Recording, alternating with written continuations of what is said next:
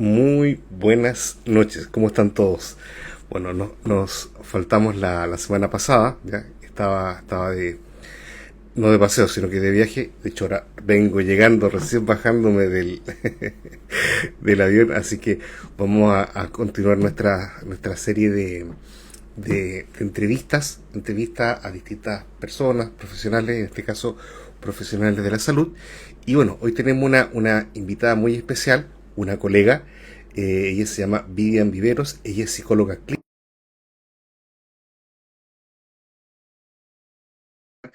Todo el tema de la fe y la psicología. Si es posible unirlas, si no, bueno, ahí se nos está uniendo.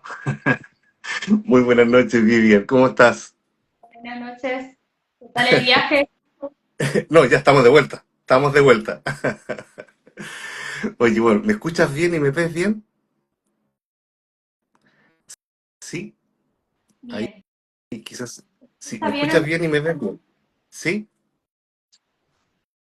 perfecto. Sí, sí, me escucho bien. No sé si me escuchan bien a mí. Yo te escucho bien y te veo muy bien. Perfecto. Bueno, Bien.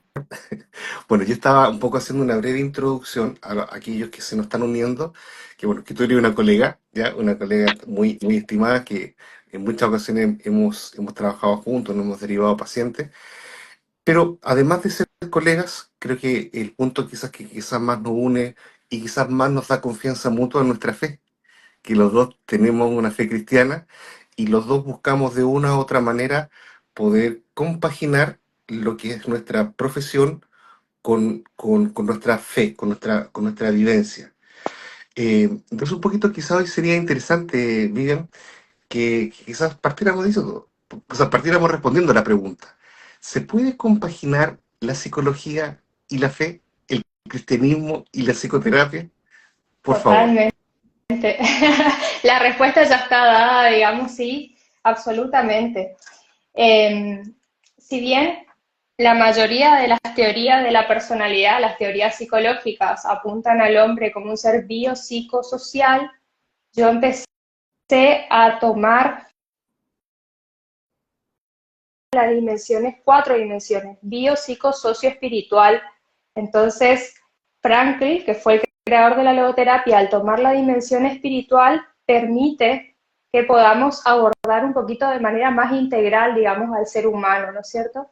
Eh, entonces, bueno, Frankl habla de distintas capacidades espirituales, que son las que nos permiten ser resilientes a los seres humanos y hacer frente distanciamiento, la autotrascendencia, también menciona la libertad y la responsabilidad. El autodistanciamiento, como para explicar brevemente, es la posibilidad que tenemos de mirarnos desde afuera. Entonces, por Mm. ejemplo, yo no soy el síntoma, yo tengo el síntoma, pero puedo dejar de tenerlo. Me acuerdo que tenía Entiendo. un paciente hace varios años, decía, usted no es depresivo, usted tiene una depresión, pero puede dejar de tenerla. Y este señor estaba identificado con el cuadro clínico y él buscaba en las redes sociales, él sabía todo lo que tenía un depresivo y estaba encasillado ahí. Entonces, lo que tiene la logoterapia, que bueno, que es una de las dos teorías que yo utilizo, digamos, para trabajar, eh, es que trata de ver el potencial del ser humano y no la carencia que tiene, ¿sí? No desde el cuadro clínico, sino desde las posibilidades que tiene. Eh, Así que bueno, eso es el autodistanciamiento, el poder mirarme desde afuera y no identificarme con el síntoma. La autotrascendencia es la capacidad de relacionarnos con el otro, con los otros, con Dios, que Franklin incorpora esto al ser judío. Y recuerdo que leyendo Eclesiastés decía, Franklin se basó en Eclesiastés, porque el rey Salomón que escribió Eclesiastés habla sobre el sentido de la vida. Entonces, bueno, él al tener una base del Antiguo Testamento, si bien él no era cristiano, era judío, entonces él toma conceptos desde el rey Salomón, por decirlo, ¿no? Bien, entonces, las tres patas, digamos, de la mesa que yo utilizo son la terapia cognitivo-conductual, la logoterapia y la Biblia, que es mi, mi libro, digamos, ¿no? Más que nada en los pacientes que creen en Dios. Yo ¿Qué quería libro? comentar un poquito. Sí, No, no, no, por favor. Yo te iba a hacer una pregunta. ¿Y cómo lo hacías precisamente con aquellos pacientes que no creen en Dios? claro, son los menos en realidad, porque son los menos. Pero generalmente, quiero comentar un poquito cómo yo comienzo Por favor. a poner a Dios en la terapia, porque antes, hace tiempo atrás, no lo hacía Mm, yo. Eh, Me acuerdo que hace más o menos 2017 yo estaba alejada de Dios y ya decía, no, si Dios existiera a mí no me estaría pasando esto y aquello, que es lo que mm, solemos hacer cuando no se cumple. Mi papá tuvo un cáncer con metástasis en casos y una tía mía me dice, si tu papá... Sí, tía, le dije, bueno. Y a partir de ahí, hoy mi papá vive, gracias a Dios, fue un milagro, fue llevado a Ateneo su caso, era algo imposible desde la ciencia, digamos, de comprender. mm. Y a partir de ahí yo dije, voy a empezar a preguntar a los pacientes si creen en Dios en la primera sesión. Entonces yo empiezo a Mira. preguntar si el paciente, esa es una de mis preguntas, me dice que cree en Dios, empezamos a ver, ¿sí? Si va a una iglesia, si lee la Biblia, cuál es su relación con Dios. Si el paciente me dice que no cree en Dios, muchas veces pregunto desde cuándo, porque la Mm, mayoría de las de veces, acuerdo. Mm, la mayoría de las veces, las personas están enojadas con Dios, así como estuve mm, yo en el 2017. Entonces, desde que murió mi abuelo, desde que pasó tal cosa, y ahí empezamos a meternos, ¿qué pasó ahí? Entonces, eh, son muy pocos los que no creen, los que vienen de alguna manera ateos que no creen absolutamente en. Eh, a ver, hay una diferencia entre el que sí cree y el que no, porque aquel que cree muerte, una persona que cree en Dios, cree que cuando se muera va a ir con Dios o que se va a encontrar con Jesús. mm, Pero aquel que no cree, muchas veces, como decía Heidegger, la nada angustia, ¿sí? La nada, la muerte angustia a aquel que no cree. Entonces, porque no se sabe qué hay después. Eh, Son distintos los abordajes, ¿sí? Cuando sí cree, tocamos tema Biblia, por eso pido permiso, pero una vez me pasó de un paciente que me dijo, nada, yo no creo en Dios. Y le digo yo, ¿por qué no crees? No, porque no, que me dijeron, pero no, no, yo no creo. Desde que murió mi abuelo, yo no creo en Dios. Entonces le digo, ¿y qué sabes de Dios? Y me dice, y no sé, sé que creó el mundo, sé que fue el creador nomás, pero ¿y qué más sabes de Dios? Le digo, no, eso nomás. ¿Y leíste la Biblia alguna vez? No. Entonces le dije, ¿y cómo le vas a conocer a Dios si nunca leíste la palabra? Porque Dios se manifiesta, o sea, Él nos da a conocer a través de su palabra. Fue como, me dijo, después de eso me dice, Vivian, me tocaste mi ego, me fui y leí la Biblia. Y después, después de unos años, porque él discontinuó el tratamiento, y después de unos años le vuelve y le digo, ¿y seguís siendo ateo? No, no, creo en Dios y quiero ir a una iglesia y no sé qué, y no sé cuánto, y fue algo como que, wow. O sea, en ese caso fue como mucho, pero sí es una de las preguntas.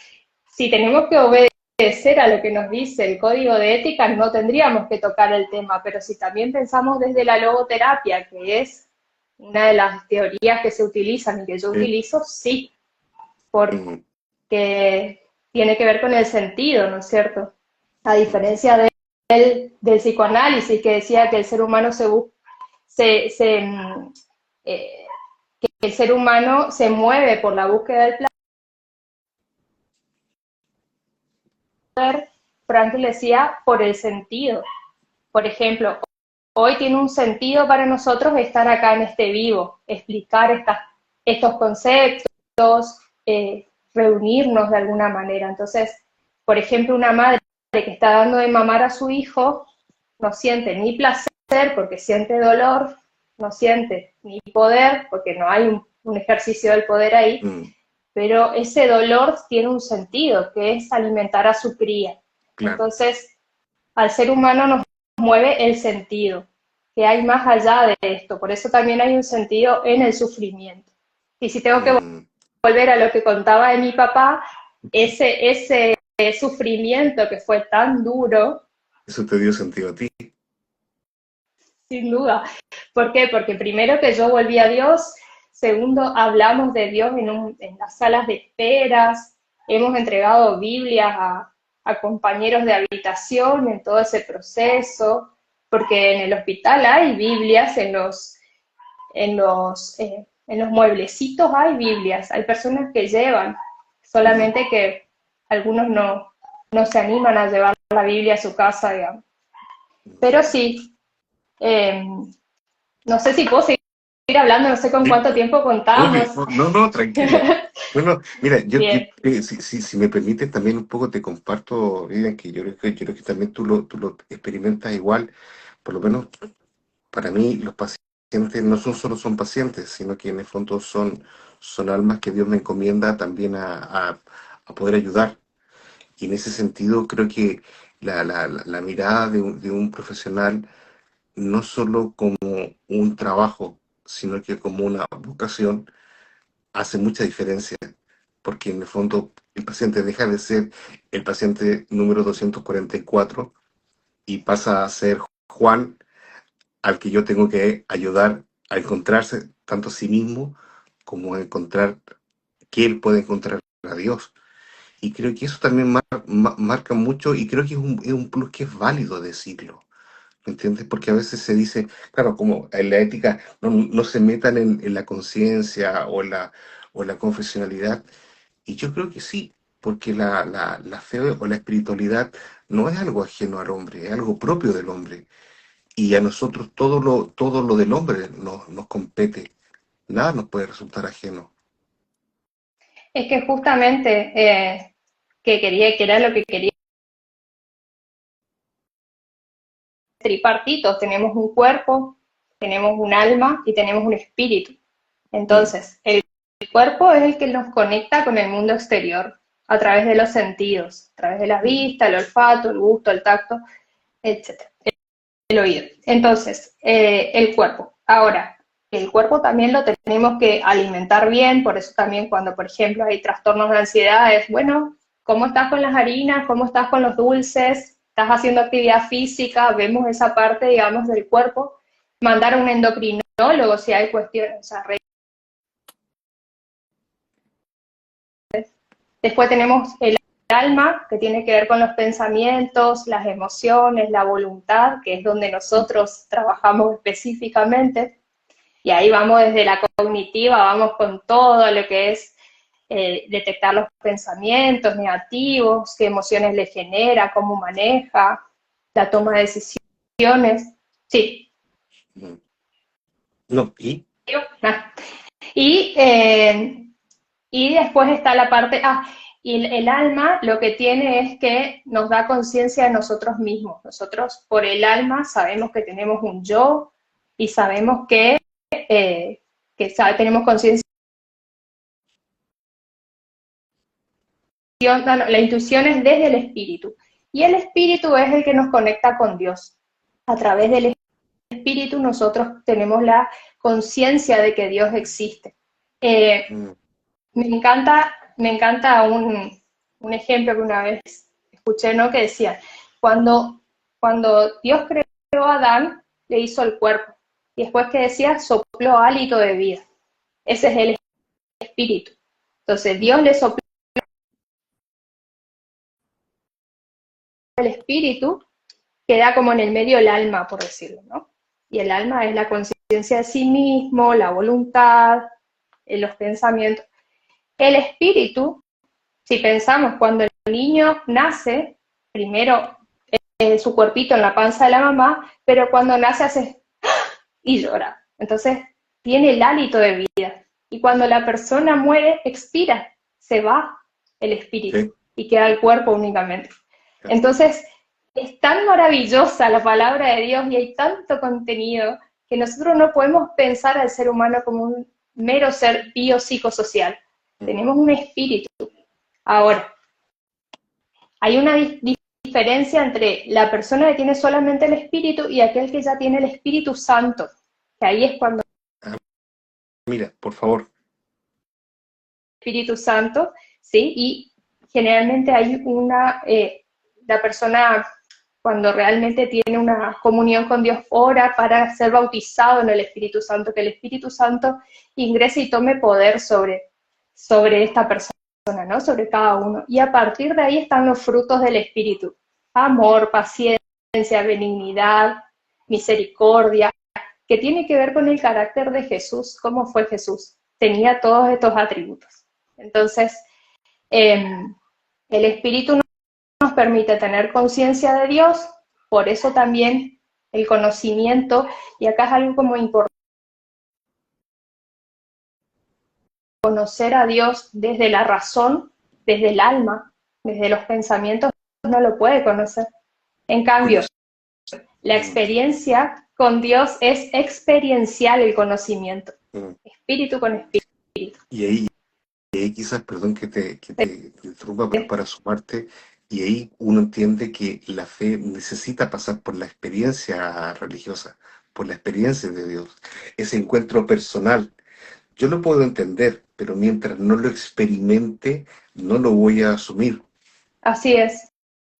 Pasa realmente el conocimiento es experiencial, yo tengo que sentir que Dios existe. Por ejemplo, en mi caso yo decía, nada, si Dios existiera no me estaría pasando todo esto.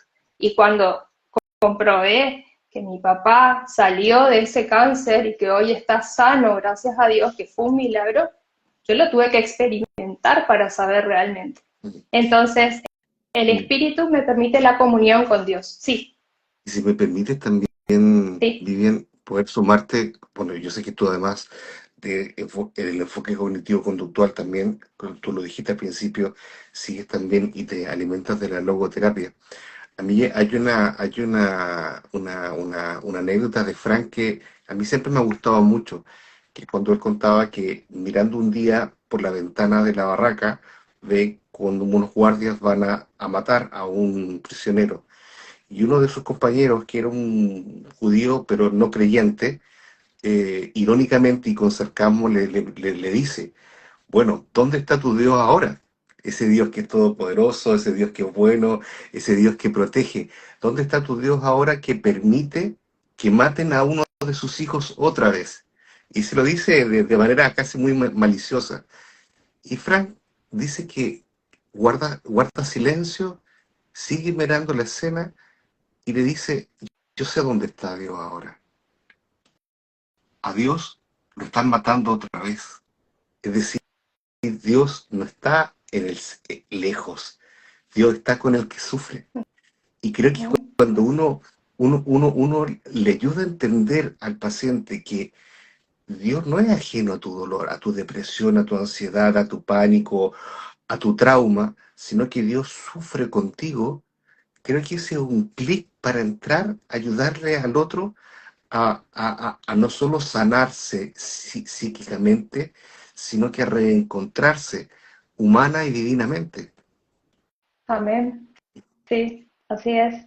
Tiene que ver con eso. Y Frankl decía, ¿no? Que habían dos tipos de personas. Los cerdos, decía, y los santos, ¿sí? Que el ser humano era capaz de crear las cámaras de gas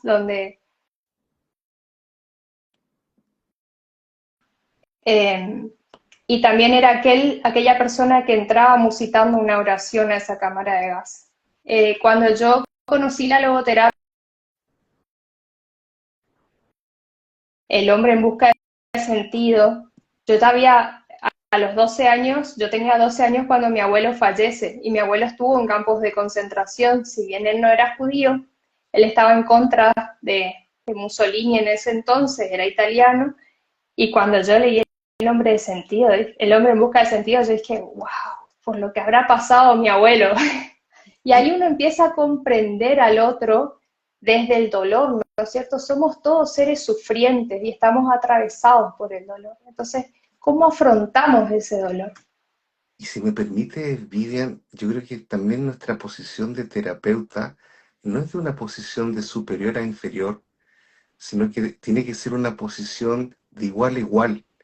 Y ahí como diciendo, yo entiendo tu dolor, me duelo con tu dolor, y desde ese dolor buscaremos los dos una solución. Sí, así es. O sea, yo les digo a mis pacientes que ellos saben más de su vida, son expertos en su vida y yo tengo herramientas y entre los dos podemos hacer equipo para que tenga una mejor calidad de vida. Entonces pasa por ahí y yo creo que también orar, ¿no es cierto? Yo oro mucho por mis pacientes, me ha pasado de pacientes que hayan tenido ideas suicidas, más allá de avisar a todos los familiares que quiten todos los instrumentos posibles, elementos que lleven al acto, digamos, y tomar las medidas, pero orar, orar, orar por esos pacientes, ¿no? Entonces creo que también pasa por ahí. Nosotros podemos ser intercesores. Y a veces hay pacientes que discontinúan el tratamiento y uno se lo sigue recordando, quizá le escribe y quizá capaz que, no sé, por cuestiones económicas, quizá no pueden volver, pero uno está ahí orando por ese paciente, ¿no? Yo creo que nuestro lugar es, nosotros somos atravesados por el dolor, nosotros no, si bien nos entrenamos, pero no sé si a vos alguna vez no se te cayó una lágrima, o sea, a mí me ha Eh, pasado con un paciente, yo sé, ay, pero porque hay situaciones que son muy dolorosas. Me acuerdo que una vez una paciente me dijo, tienen que operar a mi hijito, 8 años el niño, y ella cristiana, y yo creo que si, me decía, si yo estoy orando por mi hijito, que si se tiene que dar esa operación, que sea de bendición, que se dé, pero si la bendición sería que mi hijo se fuera a la operación, yo dejo en manos de Dios, es la voluntad de él y no la mía, es su hijo y no el mío. Y yo decía, no tengo nada para decirle a esta mujer, porque el grado sí, de madurez espiritual que tenía era impresionante. Y a mí me erizaba la y piel. sabes, Vivian, a mí también te lo comparto con mucha sencillez y a los que nos escuchan. A mí los pacientes que más me conmueven son precisamente los pacientes oncológicos.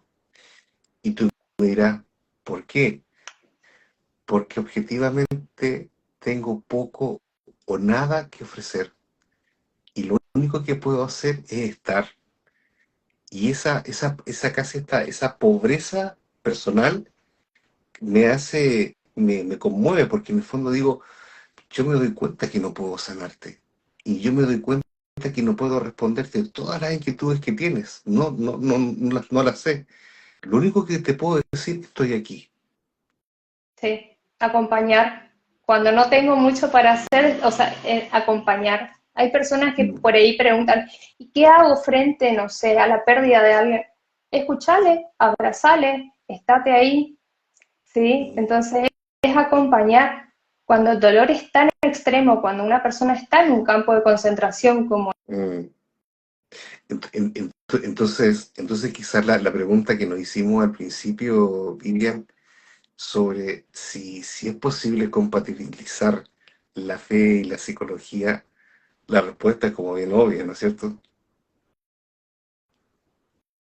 muchas veces, bueno, yo lo que hago es tener perlitas en el consultorio, que bueno, es Mm, una cajita. Acá tengo como algunas que después para renovar, pero son como unos versículos bíblicos mm, que tenemos en una cajita y cuando el paciente se está por ir, tiene que sacar su perlita si cree en Dios, ¿no es cierto? El que no cree, bueno, no saca.